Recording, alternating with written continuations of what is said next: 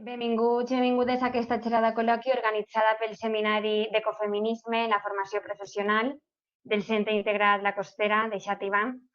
Bé, em presente, soc el meu nom és Aïda Barquero, professora de Formació i Orientació Laboral de FOL al Centre Integrat de La Costera. I bé, aquest curs, 4 companyies del centre i jo ens unirem en aquest seminari per aprendre més sobre aquesta temàtica que ens apassiona, sobre l'ecofeminisme i com treballar-lo a l'aula amb el nostre alumnat. L'equip està format per Rosalia Moscardó, Nadia Romero, Carmen Climent i Marien Esquer, totes companyes del centre. I hem tingut la sort de que ens acompanyen en el nostre aprenentatge Carmen Castro, doctora en Economia, assessora en Polítiques d'Igualtat de Gènere i membre de la Càtedra d'Economia Feminista de la Universitat de València. Hem realitzat diverses sessions amb ella i volíem obrir aquesta, una de les últimes, al profesorat i l'alumnat interessat en la temàtica. Buenos días, Carmen. Gracias por estar con nosotras, nosotros. Buen día, ¿qué tal? Encantada de estar aquí con vosotras. Genial. Bien, nuestra charla coloquio lleva por nombre Reiniciando el sistema desde una mirada ecofeminista. Bien, cuando hablamos de sistema nos referimos al sistema social, económico y político. Y nos gustaría que nos hablaras sobre cómo la economía feminista puede ayudarnos a salir reforzados de esta crisis. Vale, pues si te parece, Aida, podemos empezar haciendo dando unas pequeñitas pinceladas de qué es la economía feminista, de dónde viene y cuáles son los planteamientos así como más generales, ¿no? Antes de entrar en la cuestión propositiva de cómo reiniciamos, ¿no? Lo que conocemos como economía feminista viene del siglo pasado, del siglo XX y finales del siglo XIX, pero fundamentalmente de la segunda mitad del siglo XX, y se centra básicamente en una propuesta, una vindicación y una propuesta que tiene que ver con la necesidad de incorporar una perspectiva feminista al análisis económico que se realiza, ¿no?, desde el sistema. Esto conlleva, ya habían existido propuestas antes, que sobre todo a principios del siglo XX, que fundamentalmente se basaban ponían sobre la mesa el trabajo que se realizaba dentro de los hogares, por las mujeres y que no tenían ningún tipo de reconocimiento, las mujeres que estaban participando en las fábricas y que eran remuneradas de una manera inferior con respecto a los hombres que trabajaban en las fábricas, es decir, cuestiones de brecha salarial, de retribución y de trabajo doméstico, ya a principios del siglo XX se estaban poniendo, ¿no?, en cuestión, ¿no?, sobre que no se contaban en la economía oficial o convencional. Pero es en el último tercio del siglo XX en donde empezamos a cuestionar de una manera más abierta, primero, que el sistema económico tal cual está montado se basa fundamentalmente en la utilización del trabajo que realizan mayoritariamente las mujeres de una manera gratuita dentro de los hogares y que tiene que ver con la producción y logística dentro de los espacios de convivencia y también con el cuidado a las personas, ¿no?, que viven en el espacio de convivencia.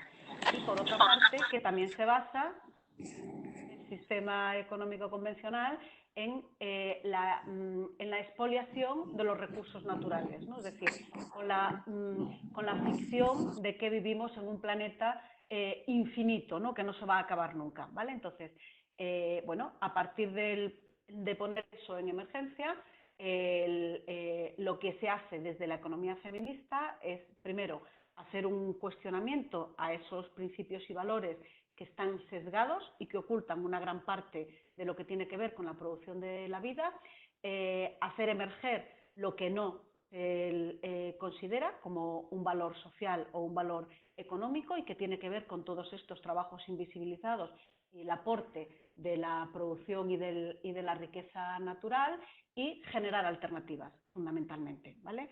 Entonces, hasta aquí hemos llegado, ¿vale? En todas las partes del mundo, en el mundo mundial, las diferentes regiones del mundo, hay distintas propuestas desde la economía feminista, porque no es una visión homogénea ni monolítica, sino que hay diferentes corrientes, tendencias y alternativas y propuestas. Y por centrarnos en las que tenemos más próximas, casi que diría, ¿no?, que serían las de tradición hispana, es decir, tanto en el Estado español como en Latinoamérica, digamos que hay como dos ejes que ganan fuerza en la propuesta de economía feminista. Uno es hacer emerger los cuidados como una necesidad social, cuidados a las personas, cuidados a la vida, cuidados a los entornos, y el otro, el enfoque de trabajo que se aplica a todo lo que se hace y que tiene que ver con lo que llamamos la sostenibilidad de la vida. Esto es una premisa fundamental porque tiene que ver con una de las grandes enseñanzas, que además ahora con todo esto que ha pasado, que estamos pasando, ¿no? cobra más relevancia todavía, y es que lo que venimos diciendo tanto desde la ecología como desde el feminismo y desde la economía feminista en particular, es que la vida no se sostiene sola. La vida humana requiere de energía, de trabajos y de relaciones de interdependencia de personas y ecosistemas naturales. Entonces, esto nos podría servir como punto de introducción, si te parece, Aida, para, ¿no? de qué vamos a hablar cuando hablamos de economía feminista, ¿no? Y si quieres, pues luego entramos en otros aspectos. Genial. Sí, exacto. Y para hablar sobre, para poner ejemplos sobre cómo podemos ver la economía feminista, por ejemplo, a través de la metáfora del iceberg o del donut, si nos pudieras hablar de cómo se desarrollan. Vale. Bien, yo decía que la economía feminista, de dónde venía, ¿no? Y cuál era el elemento fundamental, y una de las, precisamente el enfoque de sostenibilidad de la vida y el hacer emerger los cuidados como una necesidad social, surge fundamentalmente de la constatación de que hay una parte de lo que hacemos, lo que producimos y lo que interactuamos que no se está teniendo en cuenta en los modelos oficiales económicos, ¿vale? Entonces, a esto lo que lo solemos denominar, voy a buscar una imagen para compartiros, ¿vale? Solemos decir que cuando aplicamos esa mirada feminista, lo que ocurre es que descubrimos que todo el sistema, o sea, hay como dos caras en la economía, la cara A y la cara B. Y la cara feminista lo que hace, lo que cuenta es, hace emerger la cara B de la economía, ¿vale? Para ello utilizamos la imagen visual de lo que vendría a ser el iceberg que define el sistema económico sesgado en el que hemos estado viviendo, ¿no? Y que nos habla y nos permite explicar las grandes crisis civilizatorias por las que estamos atravesando, ¿no? Entonces, ¿se ve la imagen que estoy compartiendo? Sí, sí. ¿Veis la misma imagen que yo, verdad? Bueno, pues la ficción con la que se ha construido el modelo económico, este modelo económico basado en la economía clásica primero y en la economía neoclásica y neoliberal a partir de la segunda mitad del siglo XX fundamentalmente, bueno, pues en lo que se basa fundamentalmente es en todo aquello que vamos a llamar que está en la superficie. Imaginaros el iceberg que vemos ahí en la imagen, juega con la ficción de que hay una parte visible para todo el mundo, que es en donde ocurre la economía oficial o convencional, que son en donde ocurren los flujos monetarizados, es decir, donde se producen y se intercambian bienes y servicios que son traducidos directamente a moneda, ¿vale? Y entran en el programa de intercambio, pero para que todo eso funcione, es decir, es el ámbito de los mercados de trabajo oficialmente reconocidos, son los mercados financieros, ¿vale? O sea, toda esa parte visible, ¿no? La construcción, las ciudades, para que todo eso funcione en el sistema productivo, resulta que hace falta toda esa parte que está sumergida, que es a lo que llamamos cara B, que es en donde ocurre la vida realmente, es decir, en donde ocurren el cuidado a las personas, la producción y la elaboración de alimentos, el cuidado a las personas mayores y a los menores que tenemos en casa, las relaciones de interdependencia, es decir, ocurre todo ello que tiene que ver con lo que hemos llamado la ética de los cuidados o los valores de atender a las necesidades humanas y sociales para que las personas nos desarrollen, ¿no? Por decirlo de alguna manera, ¿no? Entonces, veis que, bueno, esto es una simple imagen que nos permite ver cómo todo lo que tiene que ver con la reproducción social y la reproducción biológica, es decir, los seres humanos y los seres vivos en general, nacemos, nos reproducimos, nos desarrollamos a lo largo de un ciclo vital y este ciclo vital llega a su fin cuando nos morimos, ¿no? Vale, pues todo este ciclo vital es absolutamente obviado desde la economía convencional, pero digamos que se genera todo el sistema productivo en base a todo lo que ocurre en esa parte invisibilizada. ¿Cómo dejo de compartir ahora? Un momentito. Ya está. Vale, aquí estoy otra vez. Exacto. Bueno, aquí estamos. Vale, entonces, ¿qué ocurre cuando aplicamos una mirada feminista a este análisis, a esta metáfora? Lo que ocurre es que lo primero que vemos es el gran valor que tiene para la reproducción social y el sostenimiento de la vida todo lo que ocurre en esa economía invisibilizada, esto que llamamos la cara B de la economía, que no consta en los registros oficiales, no está cuantificada ni reconocida socialmente, ni mucho menos está remunerada. Bueno, a finales, en el segundo tercio del siglo XX, ocurre también que hay una confluencia entre los movimientos ecologistas, que lo que están planteando es que el planeta es un sistema, bueno, se nutre de diferentes ecosistemas que requieren de una serie de cuidados para su propia regeneración, ¿no? Y que en el que habitamos y que deberíamos habitar de una manera consciente porque es finito, ¿no? O sea, no es posible reproducir o si no cuidas la manera en que tú utilizas y se deterioran los elementos de la naturaleza, pues estos ecosistemas no se pueden reproducir hasta el infinito. Bueno, pues hay una convergencia entre planteamientos ecologistas que vienen de la economía ecológica, entre movilización, movimientos sociales basados en el pacifismo, es decir, en la necesidad de buscar un sistema de convivencia en armonía, que no violente, que no genere violencia hacia otros seres y que no reproduzca sistemas de dominación o subordinación, y el feminismo, ¿vale? Fundamentalmente. Y de esa triple confluencia entre feminismo, ecología y pacifismo surgen las propuestas y las diferentes corrientes que vamos a denominar ecofeministas, ¿no? Por decirlo de alguna manera, ¿vale? En donde plantean la necesidad de aprender a diseñar sistemas de vida digna o condiciones dignas de vida humana y no humana dentro de la toma de conciencia de que habitamos en un planeta finito, que los seres, las personas somos seres sociales, es decir, que nos necesitamos unas a otras y que establecemos relaciones y vínculos con la necesidad de la reproducción biológica y de los ecosistemas del planeta, ¿vale? Entonces, a partir del planteamiento de planteamientos ecofeministas, digamos que la propia economía feminista amplía su campo de acción y amplía también sus procesos de cuestionamiento. Y entonces, una de las cuestiones, por ejemplo, que plantea es cuando hablamos de los cuidados como un valor social, ya no hablamos de los cuidados a las personas, hablamos de los cuidados, las tareas y las funciones que son esenciales para que la vida ocurra de la mejor manera posible. Y la vida ocurra de la mejor manera posible, tiene que ver con la vida humana y con la vida no humana, o sea, con los seres vivos, es decir, con cómo habitamos el planeta. ¿Sí? Exacto, sí. ¿Queréis que vayamos interactuando o yo continúo? Sí, pues si quieres puedes continuar y luego en unos minutitos vamos anotando preguntas que te pudiéramos hacer. Vale, fantástico.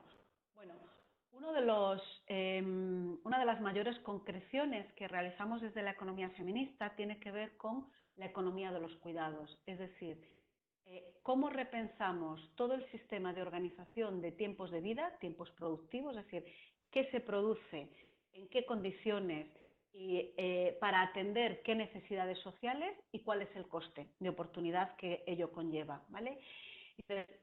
¿Cuál es la diferencia fundamental? La diferencia fundamental con respecto a la economía convencional es que al hablar de economía de los cuidados, lo que estamos haciendo es incorporar otra forma de valorar lo que vamos a entender por producción deseable. Es decir, estamos haciendo un cuestionamiento al propio objeto de la economía.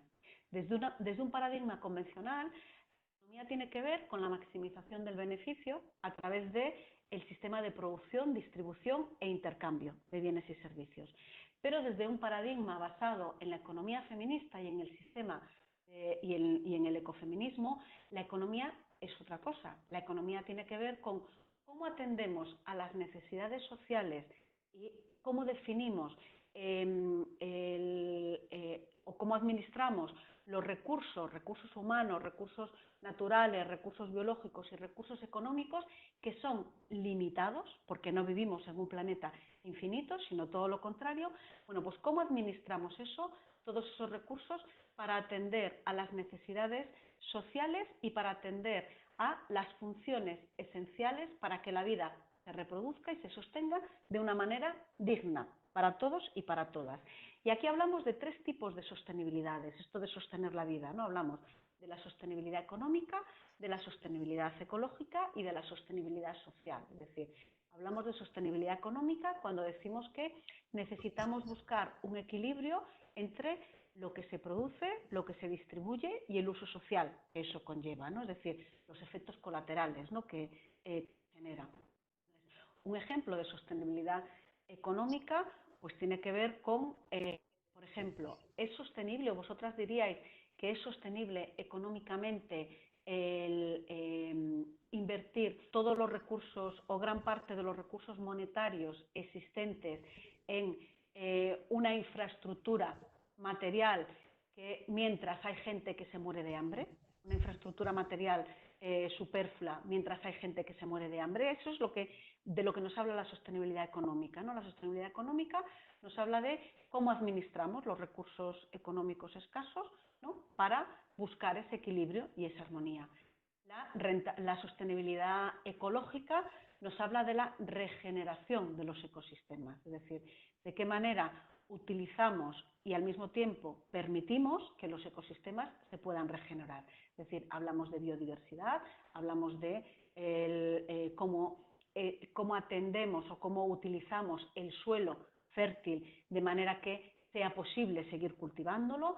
Hablamos del sistema de contaminación, es decir, qué es lo que estamos produciendo para que la contaminación y de qué manera cuidamos que la contaminación atmosférica no llegue a un punto peligroso para la vida humana y no humana, ¿vale? Hablamos de eso. Y luego hablamos de sostenibilidad social, es decir, cómo buscamos un sistema de armonía y de equilibrio en la convivencia de manera que no haya jerarquías sociales, ¿vale?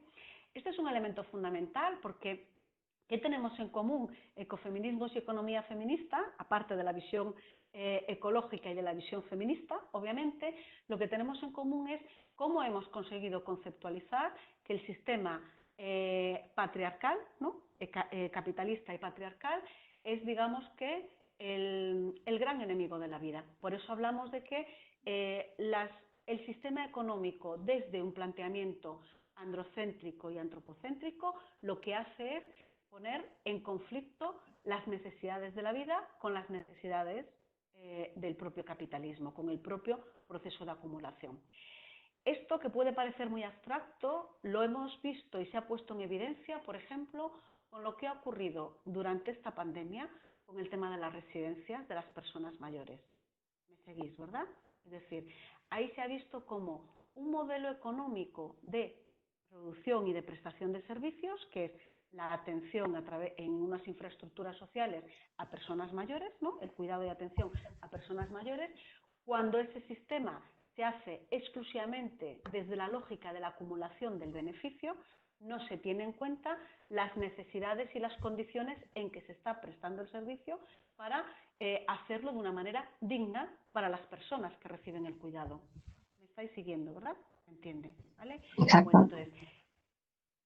Bueno, entonces, esto, ¿no?, porque a veces hablamos así, parece que todo esto es muy teórico, ¿no?, y todo esto tiene plasmaciones de qué estamos hablando. Bueno, pues lo que hemos estado viviendo es que a finales del siglo pasado hay una beligerancia, o sea, hay una corriente económica que cobra importancia y que se impone como doctrina económica en el mundo mundial, que es el neoliberalismo económico, fundamentalmente, que está basado en la esquilmación de los recursos, en la idea del individualismo, ¿vale?, por encima del derecho social y de colectivo, y en la consideración de los ecosistemas y la biodiversidad y todos los recursos naturales como recursos materiales que intervienen en el proceso de acumulación de beneficios, ¿vale? Entonces, a medida que se ha ido impuesto en el mundo mundial, lo que ha ocurrido es que las crisis civilizatorias han ido emergiendo y se han ido poniendo en evidencia.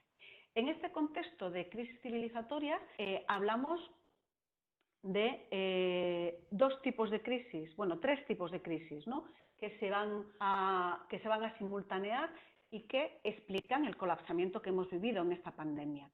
Por una parte, la crisis de reproducción social, o lo que llamamos crisis de los cuidados, ¿no?, y que se produce porque no existe una armonía o una equidad en cómo redistribuimos las necesidades que tenemos las personas de cuidados a lo largo de nuestro ciclo vital con quién presta esos cuidados y quién lo hace en la cara A o en la cara B de la economía.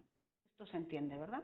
Entonces, ¿qué es lo que ha ocurrido, no? O sea, ¿por qué hablamos de crisis de cuidados? Pues hablamos de crisis de cuidados porque este sistema se ha creado en base, o se ha sostenido en base al trabajo, a la explotación de tiempo, energía y capacidades de manera no remunerada de las mujeres, tanto dentro de los hogares como en los ámbitos comunitarios. Entonces, esto se traduce en que en ellas ha recaído fundamentalmente, históricamente y en estos últimos años más, el peso de la reproducción social y el cuidado y atención a las personas.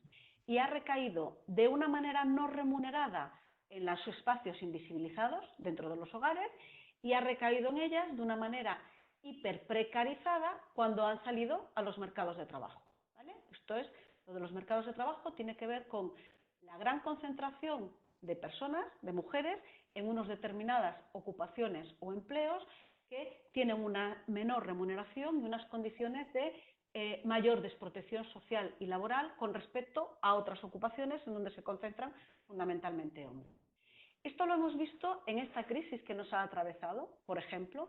¿Qué hemos visto durante la crisis? Lo primero que hemos visto ha sido que cuando se ha pretendido parar toda la actividad económica, ¿os acordáis, no? Esa semana de parálisis, de supuesta parálisis de las actividades económicas y productivas, ¿qué es lo que no se ha podido parar?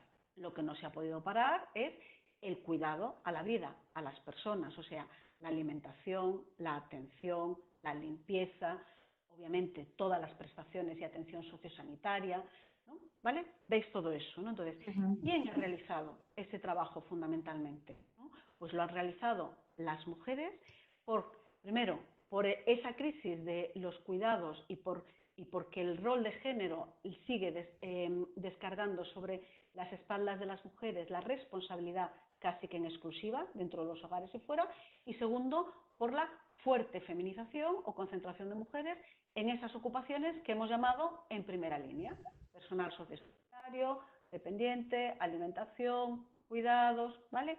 Todo ello. Entonces, eso que acabamos de vivir y que ha sido y que ha emergido y que lo hemos visto la gran mayoría social, hemos podido ver que eso estaba ocurriendo. Esto es un ejemplo o un indicador de lo que veníamos denominando ya como que tenía que ver con la crisis de los cuidados. Es decir, si las mujeres dejamos de cuidar, ¿quién cuida a las personas dependientes? Es decir, a las personas que en determinados momentos de su ciclo vital necesitan una atención con mayor intensidad. Por ejemplo, los niños y niñas, ¿no?, la infancia, las personas enfermas o las personas mayores. Sí. La otra crisis que se solapaba tiene que ver con la crisis ecológica, en la que entramos por la saturación o la superación de los límites o techos ecológicos que nos pone el propio sistema, los propios ecosistemas, por esto que decimos de que el planeta no es infinito y necesita ritmos para compasarse y regenerarse, ¿vale? Y la tercera crisis tiene que ver con la crisis económica, ¿no? La crisis económica y social que desde principios de este siglo, y concretamente a partir del 2007 y 2008, con las políticas austericidas que se han puesto en marcha, pues ha empobrecido a mayor parte de la población, ha dejado a un mayor segmento poblacional en los márgenes, ¿no? Y nutriendo las bolsas de pobreza, ¿vale? Entonces, estas tres crisis han colapsado tanto la emergencia climática, las crisis por emergencia climática, como la crisis de género o de los cuidados, como la crisis económica, han colapsado con la aparición de la pandemia y la crisis sociosanitaria, ¿no? Todas ellas conforman lo que llamamos una crisis civilizatoria. ¿Por qué es civilizatoria? Porque en su origen está el propio planteamiento del sistema patriarcal y capitalista, fundamentalmente, que se basa no solo en la esquilmación de los recursos, sino además en el establecimiento de unas jerarquías sociales y políticas de dominación, ¿vale? De un género sobre otro, de unos seres sobre otros, ¿vale? Fundamentalmente, y de unas clases sociales sobre otras, ¿vale? Por eso hablamos de crisis civilizatoria, porque tiene que ver con todo esto. Bueno, esto nos ha colocado también en el convencimiento, por decirlo de alguna manera, de que no es posible seguir con el mismo ritmo y con el mismo esquema de valores depredadores de este propio sistema, porque ya hemos visto qué es lo que provoca, ¿no? Entonces, la situación de emergencia climática y la situación de emergencia por los cuidados y sociosanitaria hace que sea como mucho más evidente la necesidad de un cambio de paradigma. De ahí el que nos estemos replanteando cómo reiniciamos el sistema, es decir, cómo volvemos, ¿no? Una vez que pasemos esta crisis sociosanitaria, ¿cómo volvemos? ¿Intentamos volver a hacer lo mismo que estábamos haciendo hasta ahora, es decir, lo que ha provocado que estemos en esta situación, o aprovechamos esta gran catástrofe o este colapsamiento de catástrofes para establecer ejes de cambio y transiciones justas con la vida?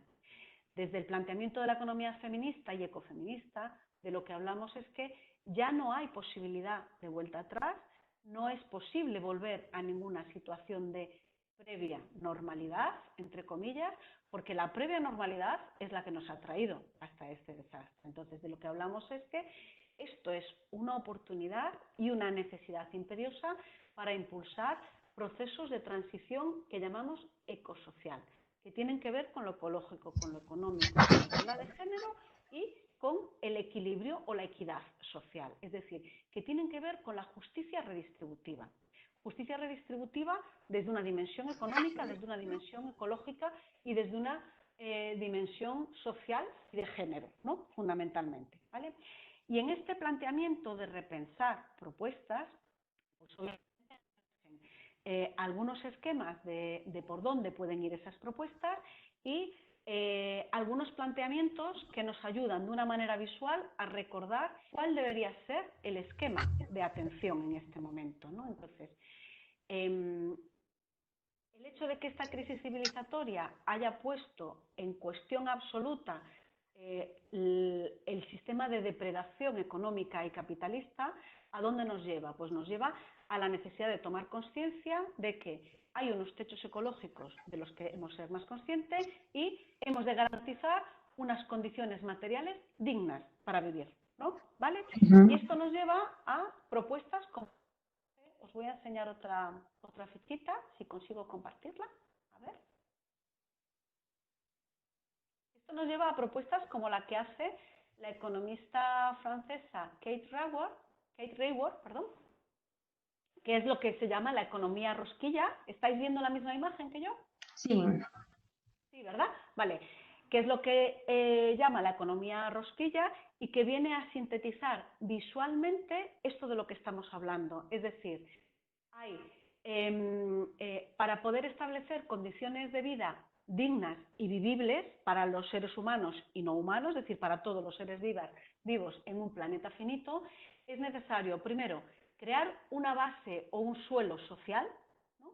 Que tiene que ver con las condiciones en las que se regenera el agua potable que necesitamos para vivir, la energía que se pueda regenerar de una manera limpia y no contaminante, el acceso a la vivienda, a la alimentación, a la educación, a los cuidados sociosanitarios, los servicios sociales, la base de partida o los criterios de distribución que es firmes como base social de igualdad de género y equidad social. O sea, hay una serie de elementos, valores, principios que forman parte de esa nueva categoría de derechos fundamentales que nos pueden permitir crear un suelo social a partir para que, digamos, que establezcamos condiciones dignas de vida.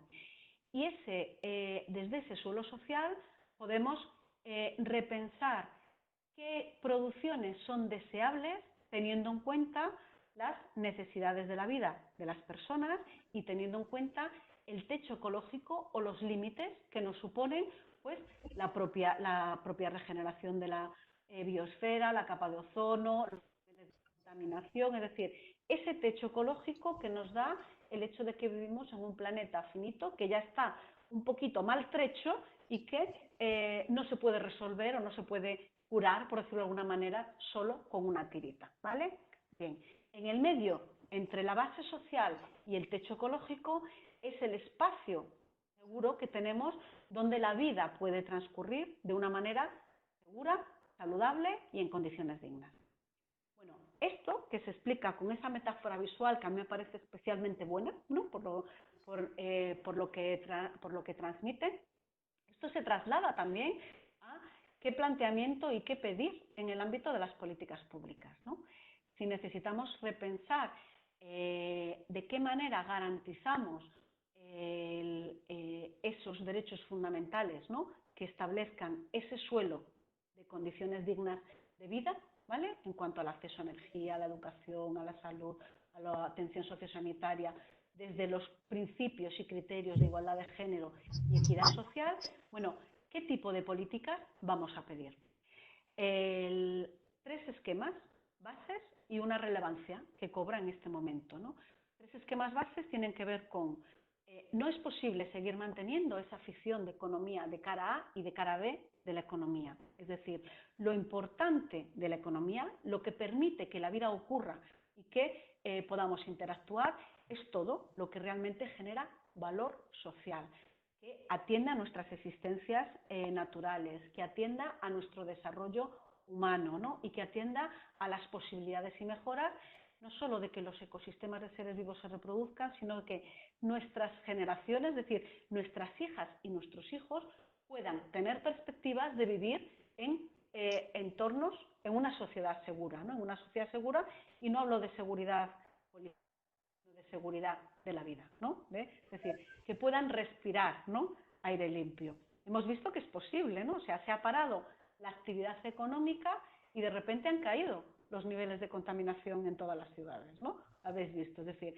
ahora sabemos algunas cosas, ¿no? Ya tenemos la certeza de que si queremos respirar bien, pues es posible, ¿no? Porque sabemos cómo hacerlo. Bueno, pues en este planteamiento hay como 3 esquemas de políticas públicas, ¿no? Por una parte, las políticas que hemos llamado de reconocimiento y de reafirmación o de valorización, y por otra parte, las políticas que yo creo que alcanzan una mayor dimensión en este contexto, que son las políticas redistributivas, porque requieren de una mayor, de un significado mayor. Ya no solo hay que redistribuir en base a clases sociales, sino en base a garantizar ese suelo social, ¿no? En el que nos queremos mover, ¿vale?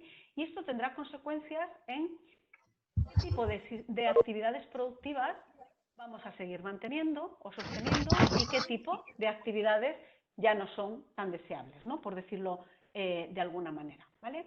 Bueno, 4 ejes que yo considero especialmente interesantes y dejamos aquí la charlita para que haya tiempo a preguntas, ¿no? Si os parece. Yo creo que el primer eje tiene que ver coherentemente con esto que os estaba trasladando, es los cuidados a la vida y el enfoque de la sostenibilidad de la vida como motor de la transformación y las transiciones ecosociales necesarias. Es decir, hay que repensar todo el sistema económico desde cómo se contribuye desde la actividad productiva y desde la actividad social a las condiciones que permiten que la vida ocurra de una manera digna. Esto nos va a llevar a decisiones a veces difíciles de acometer, ¿no? Por ejemplo, una industria contaminante que esquilma recursos naturales, pero que tiene empleos, ¿no? Es una industria en la que hay que seguir invirtiendo, ¿no? Para, en este planteamiento de sostenibilidad de la vida. Dejo la pregunta ahí en el aire, por si luego os queréis plantear, ¿vale? Bueno, el enfoque de los cuidados como valor central y motor de esas transformaciones y transición ecosocial, pues tiene que ver con, o va a provocar, que nos repensemos cómo reorganizamos los tiempos de vida, los tiempos de trabajo, los tiempos de cuidado, o sea, los tiempos vitales, los tiempos productivos, los tiempos de ocio, ¿no? Los tiempos tal. Por ejemplo, una cuestión clave en este planteamiento de reorganización a través de la lógica de la sostenibilidad de la vida es tener tiempo para conciliar los diferentes intereses de la vida. No que las mujeres puedan atender a las responsabilidades del cuidado en los hogares y a las responsabilidades de generar un ingreso, no, sino que todas las personas podamos poner en equilibrio los tiempos, ¿no? Los diferentes tiempos y necesidades que tenemos, ¿no? Propuestas en esta línea van desde cuestiones como reducción de la jornada laboral máxima, por ejemplo, estamos recuperando propuestas que vienen de la movilización sindical, pues de las 35 horas semanales, como un primer punto de partida a ir avanzando hacia 20 o 21 horas semanales, que son propuestas que hace la nueva economía, ¿no? Por decirlo de alguna manera.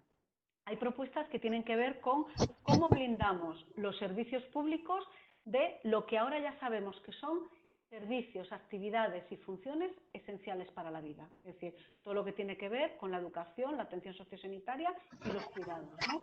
Pero también lo que tiene que ver con eliminar las grandes bolsas de pobreza, incluyendo la pobreza de tiempos y la pobreza energética, no solo la pobreza monetaria, ¿vale? Bueno, pues ahí entran una serie de políticas que tienen que ver con reforzar los servicios públicos, liberar de tiempos, ¿no?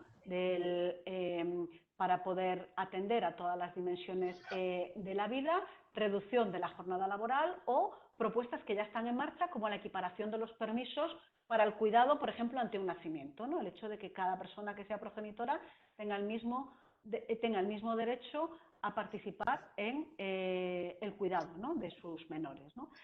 Otro eje clave es el que yo llamo de soberanías vitales, que tiene que ver con esas políticas que se van a centrar en garantizar lo que vamos a considerar derechos fundamentales, ¿no? Que en ocasiones, pues por ejemplo, ayer se aprobaba el ingreso mínimo vital. Esto es un ejemplo de tipo de política que intenta incidir en la fundamentación de un suelo básico. Ese suelo básico es que todas las personas tengan un mínimo de capacidad económica para atender a necesidades sociales básicas de subsistencia, ¿no? Es decir, sacar a la gente, a las personas de las bolsas de pobreza, ¿no? Por ejemplo, ¿no? Bueno, pues ese es un ejemplo, pero otro ejemplo de soberanías vitales tiene que ver con la soberanía alimentaria, por ejemplo, es decir, que eliminar las bolsas de hambre y el proceso de contaminación en nuestras cadenas de producción y de distribución alimenticia, por ejemplo, ¿no?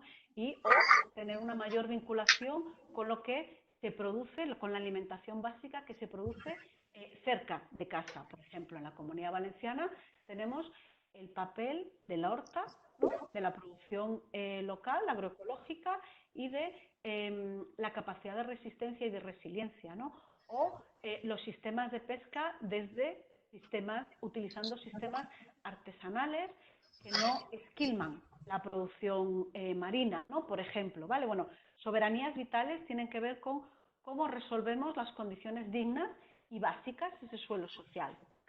Otro eje tiene que ver con lo que vamos a llamar justicia redistributiva, que es el repensar todo nuestro sistema de recaudación, ¿no? Es decir, ¿quién paga impuestos en base a qué? ¿Quién contribuye desde la corresponsabilidad fiscal a tener otras condiciones de vida? ¿Vale? Entonces, por ejemplo, pues una de las cuestiones básicas que está que tenemos pendiente en el Estado es hacer un sistema, una reforma tributaria en condiciones justas. Es decir, utilizar la idea de corresponsabilidad fiscal o el valor de la corresponsabilidad fiscal como una forma de contribuir equitativamente en base a las capacidades que cada quien tiene y atendiendo a las necesidades de que la vida se siga distribuyendo, ¿no?, de una manera equitativa y justa. Y utilizar esta figura pues para promover comportamientos que son coherentes con la sostenibilidad económica, social, de género y económica, ¿vale?, fundamentalmente. Y la otra cuestión tiene que ver con la democracia económica como un criterio regulador en el marco de convivencia. Y esto significa no solo acabar con las bolsas de pobreza, ¿no?, que hemos hablado antes también, sino cómo activamos los tejidos económicos desde la producción local, de manera que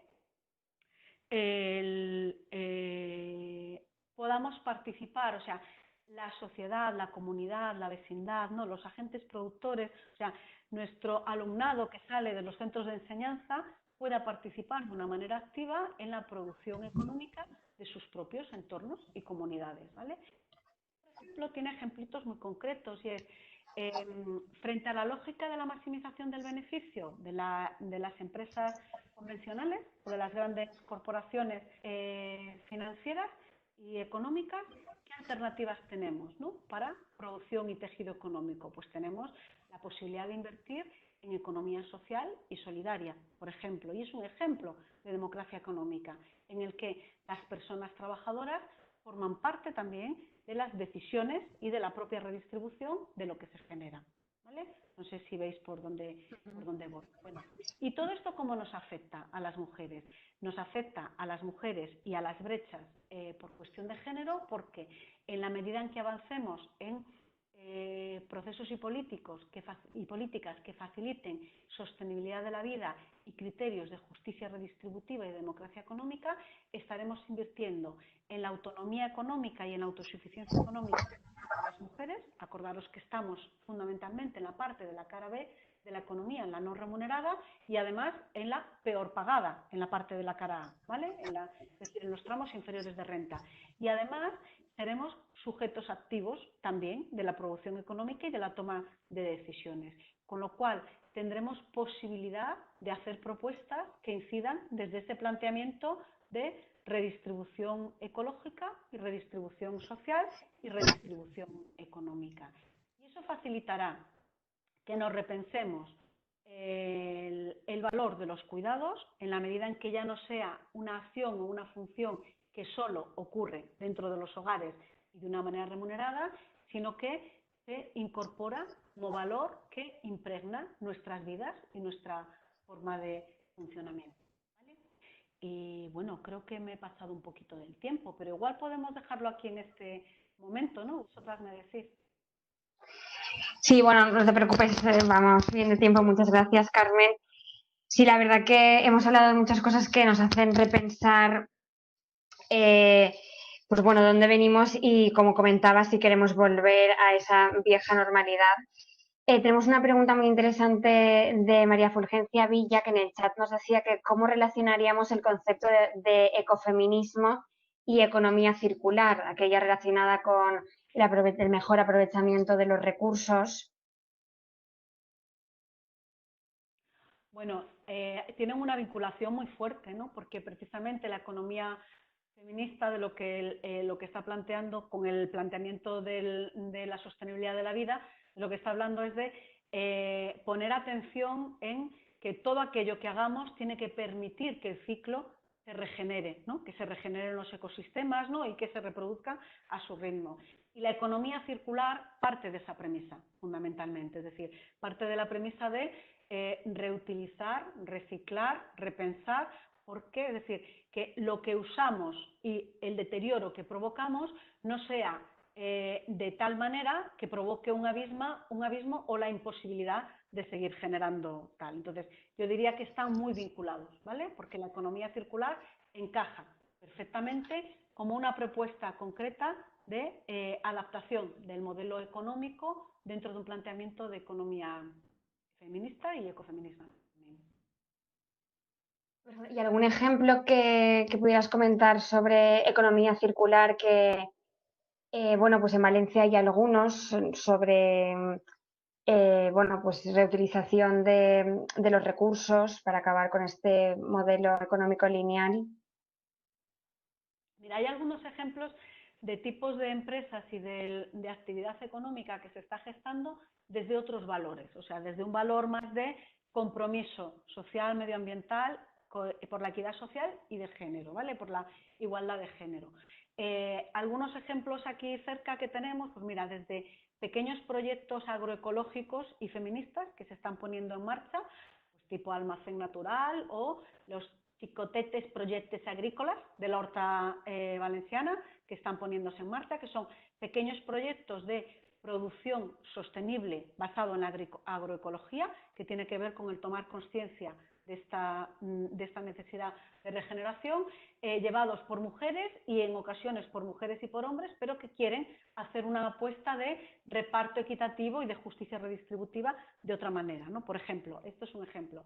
Otros ejemplos son algunas empresas de inserción, lo que se llaman empresas de inserción, que no son centros especiales de empleo, sino empresas de inserción laboral, que son formas de economía social en donde las personas que están trabajando, primero, son personas que nuestra economía convencional tiene en los márgenes. No sé si se entiende esto que digo yo de los márgenes, ¿no?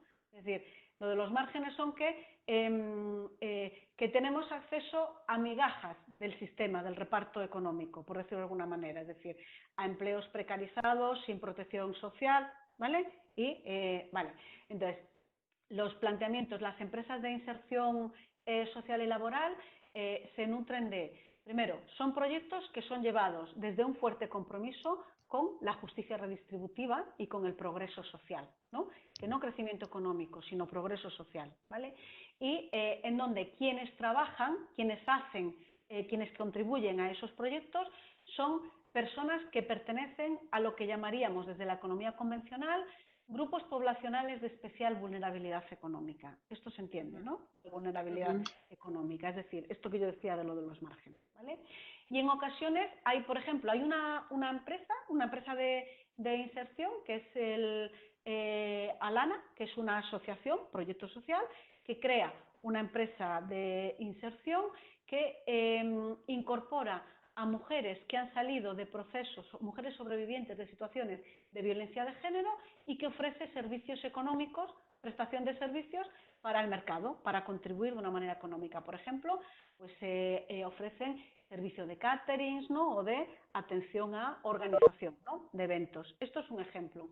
Otro ejemplo cercano es el ejemplo de El Cerezo, es una asociación cultural que tiene también un fuerte compromiso con su entorno, con su comunidad local, que ha recuperado la antigua salina o que está en ese proceso de recuperación medioambiental de la salina de Villena y que tiene un centro de día y que ha constituido una empresa de inserción laboral en donde son chicos y chicas jóvenes que vienen de núcleos de convivencia desestructuradas y que nuestro sistema convencional, digamos que no les deja más que los pequeñitos rescoldos. Entonces, a través de este proyecto conjunto, pues hacen trabajos de mobiliario urbano y acondicionamiento de plazas, por ejemplo, tipo con producción de sistemas como el Trencadís, hacen catering, ¿no? Ofrecen catering a empresas y organizaciones de encuentros, tienen un centro de día y un albergue, ¿no? En un entorno natural envidiable, ¿no? Que es el albergue y el centro social. Quiero decir, ¿hay posibilidades de encontrar proyectos? Claro. Hay cooperativas, es otra forma de economía social, hay cooperativas feministas que ya nos autoproclamamos como proyectos feministas, que trabajamos desde el valor de no competir, sino colaborar, ¿no? Es decir, este es el cambio de valores fundamentalmente, ¿vale? Que lleva. Entonces, hay muchas iniciativas, son pequeñas iniciativas, ¿no? Que existen en tu entorno inmediato y que están demostrando que es posible encontrar formas de vida digna en colaboración, en coordinación, en cooperación, abandonando esas estructuras de lucha, de dominación, de imposición y de esquilmación de los recursos. Por ejemplo, de economía feminista, pues son, sin género de dudas, que no he venido yo a hablar de mi libro, pero es el grupo en el que yo estoy, obviamente. Este es un proyecto también en donde las socias, ¿no?, las mujeres que estamos asociadas a este proyecto, trabajamos desde un criterio de igual a igual, o sea, no hay jerarquías, sino que lo que hay es un compartir, negociar desde una base de igualdad.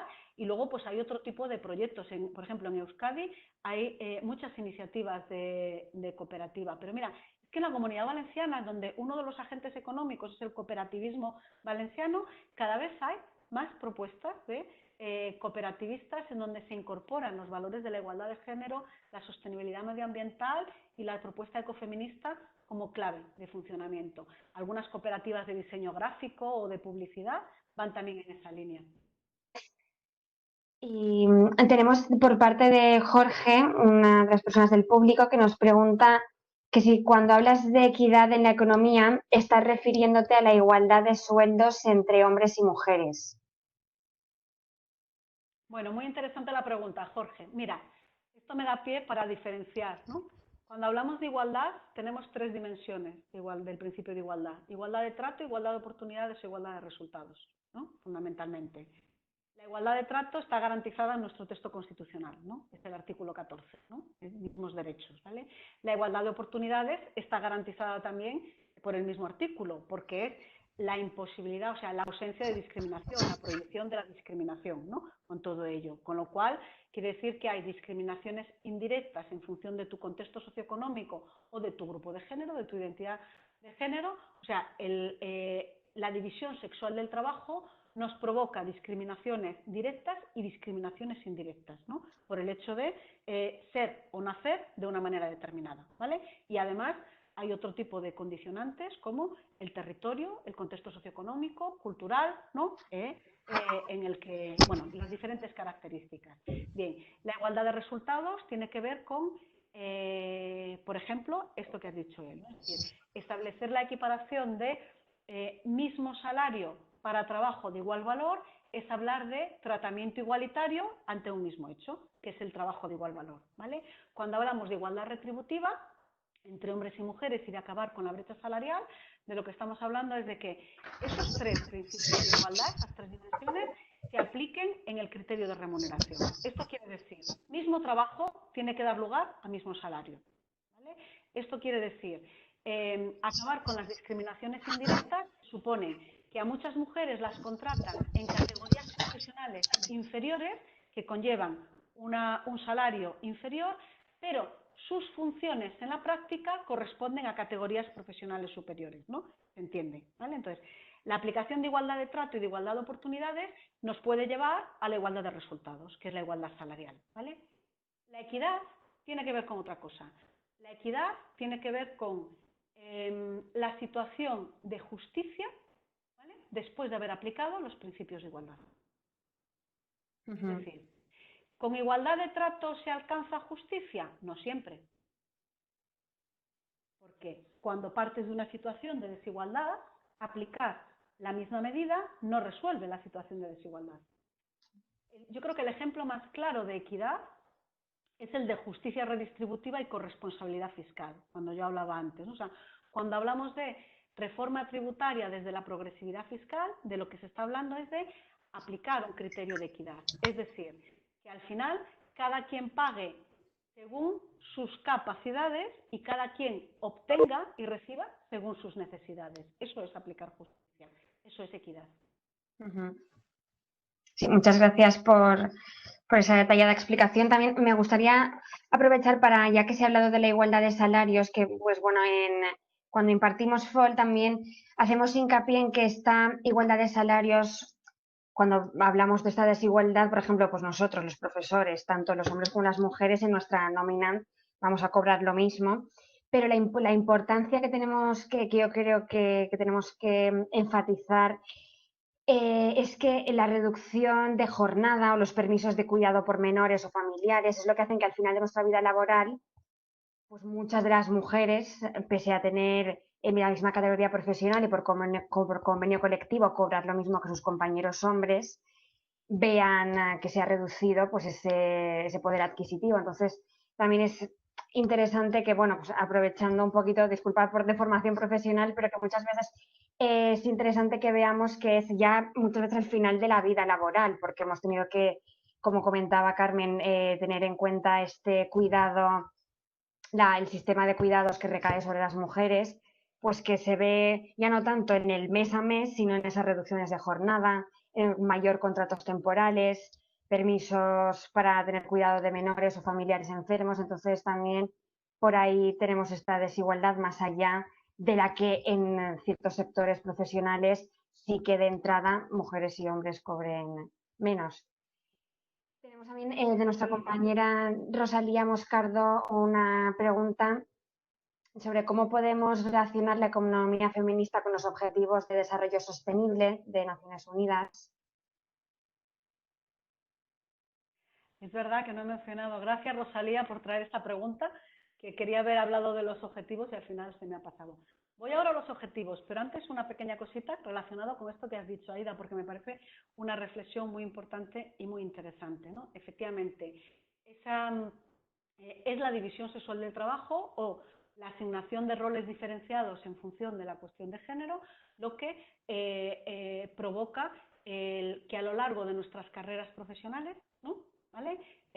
Las mujeres percibamos menores rentas y tengamos una mayor distancia a la hora de acceder a derechos de prestaciones económicas futuras, por ejemplo, el sistema de pensiones, ¿vale? Es decir, hablamos de la igualdad salarial porque es el salario que recibes ahora, pero la brecha en las pensiones es mayor que la brecha salarial, porque el sistema de pensiones públicas, el sistema público de pensiones, ¿no? Se calcula en base a tu tiempo cotizado y la base de cotización. Y durante este tiempo las carreras laborales de las mujeres en general tienen interrupciones precisamente por la reproducción biológica y social, ¿no? O sea, por el hecho de ser mamá, o sea, por el hecho de ser madre y por la retirada, a veces temporal y a veces más permanente, del mercado de trabajo para dedicarse al cuidado y a la crianza. Claro. ¿Por qué ocurre esto con las mujeres y no ocurre indistintamente con los hombres también? Por efecto de la persistencia de los roles de género y del sistema de estereotipos. Si todas las personas cuidásemos, ¿no?, en igualdad de condiciones, no habría esta diferenciación y por lo tanto no habría baremos desiguales para considerar después cómo se calculan las pensiones que dan derecho económico en la vejez a mujeres y hombres, ¿no?, en base a su remuneración. Esto ahora nos lo está poniendo en evidencia también, fijaros, Rosalía, no me olvido de lo que me has preguntado, que ahora voy, pero diré, esto ahora mismo se está mostrando de una manera, yo creo que súper fragante y evidente, ¿no? Y es que estamos hablando, o sea, los debates públicos y políticos están hablando de qué sectores económicos empiezan la desescalada antes, es decir, estamos más preocupadas y preocupados, bueno, preocupados, porque a mí eso no es la parte que me preocupa, ¿no? Pero bueno, hay una mayor preocupación social por qué sectores económicos empiezan antes, si el turismo, si la hostelería, ¿vale? ¿Cómo resolvemos las necesidades de cuidados de las personas dependientes, tanto de los mayores como de los menores, de los niños y de las niñas, que están en casa sin poder acudir ni a centros, ni a las escuelas, ni a ludotecas, ni a bibliotecas, ni a campamentos, y se supone que sus personas progenitoras van a tener que irse incorporando a las actividades económicas a medida que la desescalada vaya ocurriendo. Es decir, ¿qué hacemos con la conciliación? Y esto no forma parte de los debates públicos y yo creo que es un indicio, un indicador muy evidente de ese sesgo productivista y de ceguera de género en el que estamos todavía, ¿no? En el que, a pesar de todo esto que hemos pasado, y todavía seguimos relegando la cuestión, o sea, la vida no se sostiene sola, ¿no? Las personas, o sea, los cuidados no se realizan por una mano invisible. ¿Qué ocurre en las casas? Lo que está ocurriendo es que son fundamentalmente las mujeres quienes están dedicándose a ello. ¿Y qué va a pasar con las necesidades de conciliación a medida que vayamos avanzando en la desescalada? Bueno, lo dejo ahí porque tenía mucho que ver con esto que estabas diciendo. Y ahora voy a lo que preguntaba Rosalía. Efectivamente, la economía feminista tiene mucho que ver con el planteamiento de los objetivos de desarrollo sostenible porque Bueno, los Objetivos de Desarrollo Sostenible se incorporan en lo que llamamos la Agenda 2030, que es como una carta de navegación o una hoja de ruta que se aprueba para intentar alcanzar, intentar superar las deficiencias y las carencias en un proceso de progreso social que nos permita llegar a progreso social y progreso humano, que nos permita llegar a 2030, digamos que en unas condiciones dignas, ¿no? ¿Vale? Entonces, ¿qué tiene que ver la economía feminista con los objetivos de desarrollo sostenible? Lo tiene que ver todo, ¿no? Porque los objetivos de desarrollo sostenible están planteados desde los valores y utilizando los criterios y principios que planteamos la economía feminista y desde el ecofeminismo. Es decir, hay 17 objetivos de desarrollo sostenible, hay uno que específicamente aborda la igualdad de género, que es el objetivo 5, y además la igualdad de género se concibe como un objetivo en sí mismo y al mismo tiempo como una necesidad imperiosa para alcanzar el resto de los objetivos, ¿no? Para que en los objetivos de desarrollo sostenible, en estos 17, para que quien no los tenga en la cabeza, ¿no? Digo, los vea, ¿no? Por ejemplo, el primer objetivo tiene que ver con acabar con la pobreza, con el fin de la pobreza, ¿no? Erradicación de la pobreza en el mundo, no en esta región en la que vivimos, ¿no? Sino en el mundo mundial, ¿vale? Y entonces, para acabar con la pobreza necesitas resolver la igualdad de género. ¿Por qué? Porque hay un proceso, precisamente por ese sistema de jerarquías y de dominación y por cómo el sistema de acumulación capitalista y patriarcal utiliza de manera gratuita el empobrecimiento de las mujeres, ¿no? Por ubicarlas en esa cara B de la economía, ¿vale? Pues entonces, ¿cómo vamos a acabar con la pobreza si no atendemos a la igualdad de género, ¿vale? Esto es un elemento fundamental. O el segundo objetivo, que es el de acabar con las hambrunas, que esa es una de las grandes pandemias que hemos tenido. La otra tiene que ver con la violencia de género. Antes de esta pandemia sociosanitaria, quiero decir, ¿vale? Entonces, ¿cómo vamos a acabar con los procesos de hambruna si no atendemos a que en los países más empobrecidos y en los contextos más empobrecidos, ellas tienen, ¿no? Fundamentalmente, ellas tienen menores valores nutricionales que ellos? ¿O cómo vamos a resolver la atención de la energía asequible y no contaminante en aquellas zonas, ¿no? Del mundo en donde sea necesario la salud y bienestar en unos niveles de calidad aceptables si no atendemos a la igualdad de género? Es decir, lo que nos plantea la Agenda 2030 es una hoja de ruta de grandes prioridades en las que trabajar, que son los 17 Objetivos de Desarrollo Sostenible, 3 grandes criterios o 3 grandes fundamentos, que es sostenibilidad, paz y equidad. Y todo ello nos dice con igualdad de género, porque si no, no lo alcanzamos. Consecuencias interesantes que tiene el planteamiento de esta carta de la Agenda 2030 es que ya no habla de crecimiento económico, sino de prosperidad humana. Y esto es un cambio de chip fundamental que tiene mucho que ver con el planteamiento de la economía feminista. Claro, es que en la economía feminista hablamos de la necesidad de poner en valor todo lo que se produce y lo que tiene que ver con lo que ocurre en esa economía B, en esa cara B de la economía, que no está traducido a términos monetarios ni económicos. Por eso el objetivo ha de ser el de progreso, el de mejora, el de dignificación, pero no el económico en sí mismo. Porque el objetivo económico y monetarizado a lo que nos lleva es a los sinsentidos de acumular por acumular sin ser consciente de cómo estamos generando valor o esquilmando los recursos que pueden aportar valor. Una de las aportaciones, yo creo que más interesantes en este planteamiento que hacemos de la teoría del valor social, por ejemplo, ¿vale? Desde la economía feminista, es que hablamos de que el valor no se produce solo en la esfera de los flujos monetarizados, es decir, no solo es el que tiene precio, o sea, diferenciamos entre lo que es valor y precio, ¿no? Básicamente, ¿vale? Entonces, ¿qué ha hecho la economía convencional? Lo que ha hecho la economía convencional es que ha asignado valor exclusivamente a aquello que tiene un precio traducido en moneda. ¿Se entiende esto, verdad? ¿Qué es lo que decimos desde corrientes críticas y concretamente desde la economía feminista? No, es que hay que diferenciar lo que es valor de lo que es precio y de lo que está monetarizado, ¿vale? Y económico. Entonces, tienen valor económico y social, por ejemplo, las existencias naturales, el poder disponer de calidad del aire, de bosques, de agua potable, de ríos limpios, ¿no? De subsuelo, o sea, eso tiene valor. Tiene valor porque aporta valor a las posibilidades de que la vida,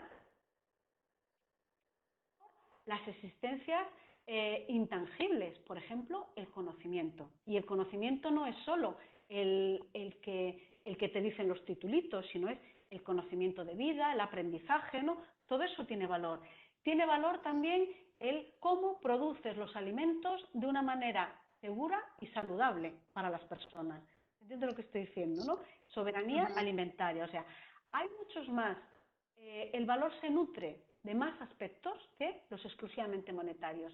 Y esto es algo que de manera implícita está diciendo el planteamiento de la Agenda 2030, cuando en vez de poner el objetivo en la obsesión del crecimiento, habla de prosperidad y progreso. Y esto tendrá consecuencias, como por ejemplo, paulatinamente habrá que abandonar de una vez por todas la utilización del Producto Interior Bruto como indicador medidor de la evolución de las sociedades y tendremos que hablar pues, de otro tipo de indicadores que hablen del bienestar, de la sostenibilidad.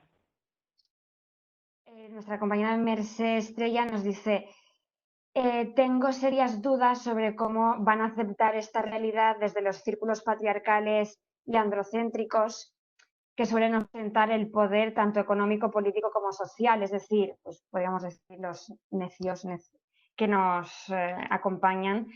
Porque claro, comentando eso a mí también, pues relacionándolo con esta pregunta, por ejemplo, pues cuando comentábamos el cuidado de la vida, por ejemplo, empresas de fábricas de plásticos, que todos sabemos cuando lo vemos por polígonos industriales nos dañan a la vista, pero lo siguiente que pensamos es lo que tú comentabas, Carmen, bueno, pero es que alimenta a tantas familias.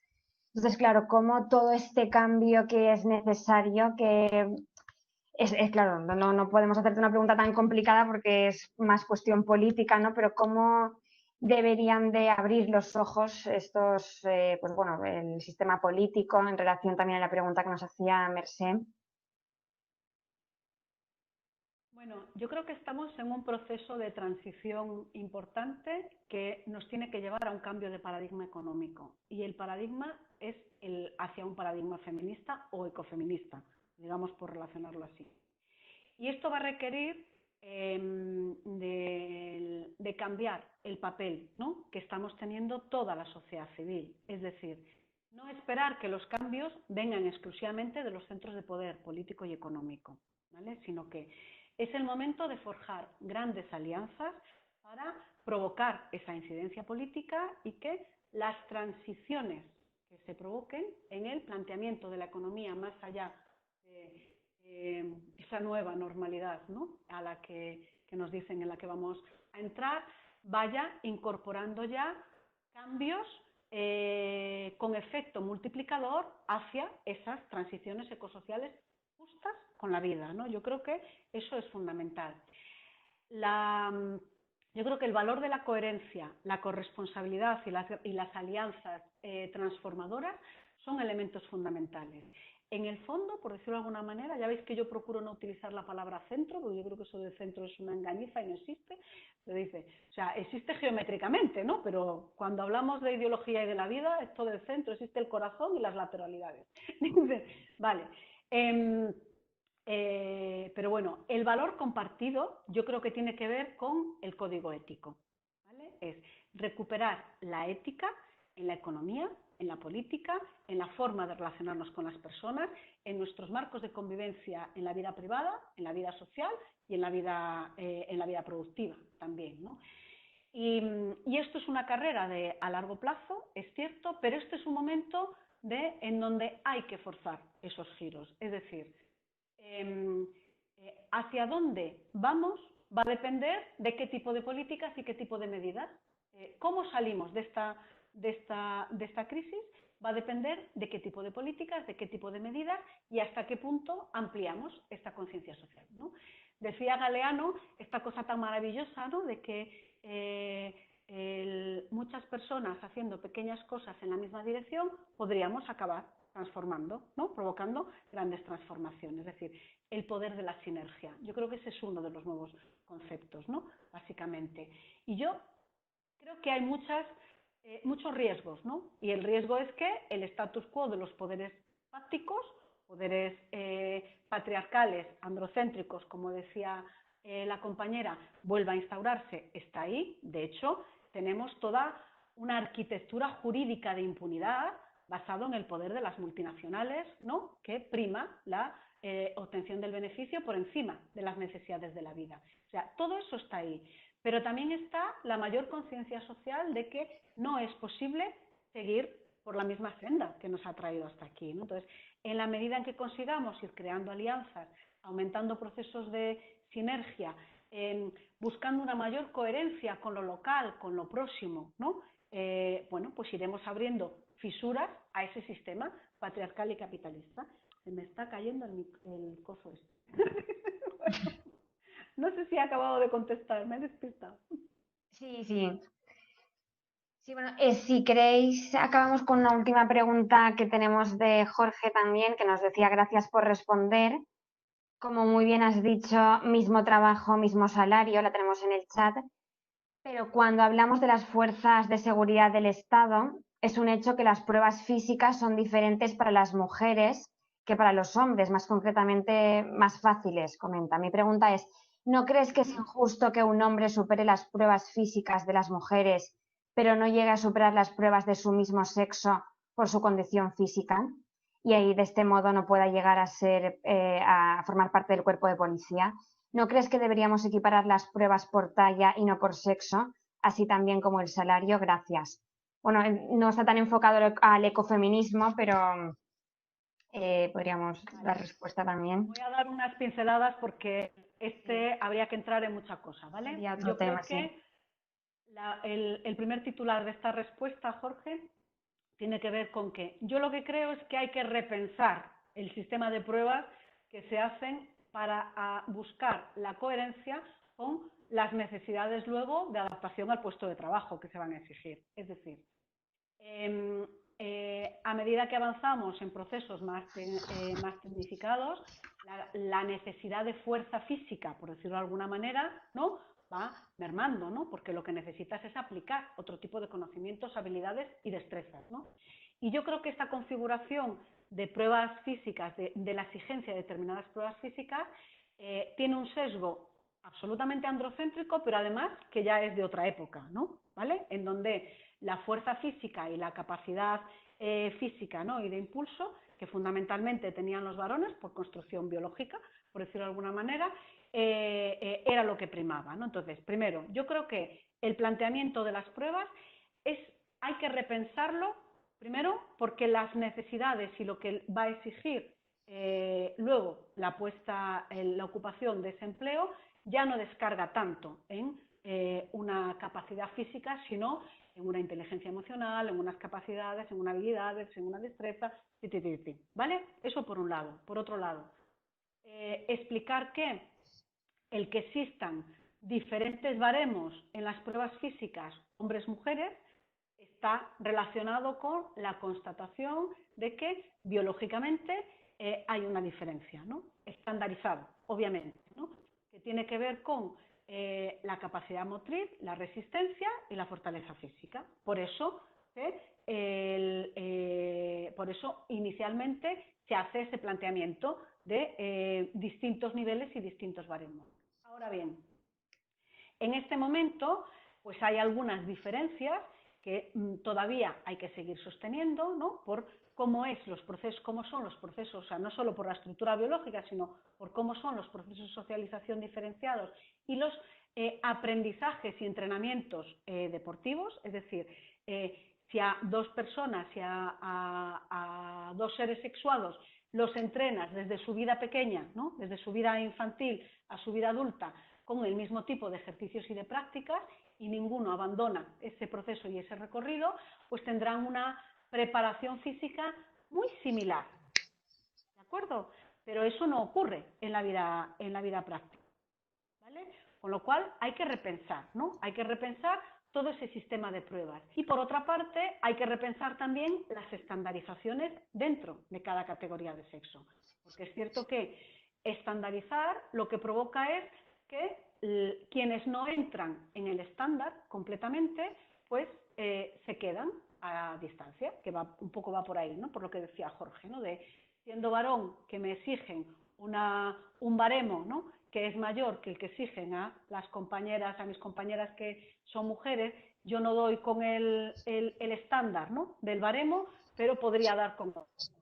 Yo creo que obedece a la misma respuesta. Hay que repensar si la diferenciación de estas pruebas se sigue sosteniendo en base a lo que van a necesitar después y partiendo de diferencias biológicas de partida que sí siguen existiendo, ¿no? Todavía, aunque es verdad que porque niños y niñas hacen prácticas deportivas, pero lo que ocurre, lo que tenemos es que las niñas van abandonando las prácticas deportivas a partir de los 14 y 15 años, ¿no? El entrenamiento, con lo cual de manera indirecta están en una situación de mayor desventaja comparativa a la hora de superar determinadas pruebas físicas. Pero vuelvo a insistir, es que hay que repensar las pruebas físicas que se piden a una escala de policía local, por ejemplo, ¿no? Es que ya no, o sea, es que nuestra policía local, ya no, su función ya no depende exclusivamente solo de la preparación física, ¿no? Bueno, lo dejo ahí, ¿vale? Porque efectivamente haría falta otro planteamiento previo. Sí, bueno, Jorge nos comenta en el chat, muchas gracias por tu respuesta. Pues muchísimas gracias, Carmen, y a todos los participantes que os habéis conectado.